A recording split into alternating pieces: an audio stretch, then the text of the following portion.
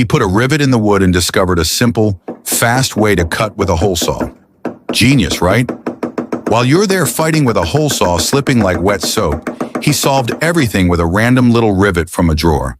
That tiny piece becomes a guide that locks the position and keeps the hole saw from wandering like a dizzy bug. Simple, fast, and totally headache-free.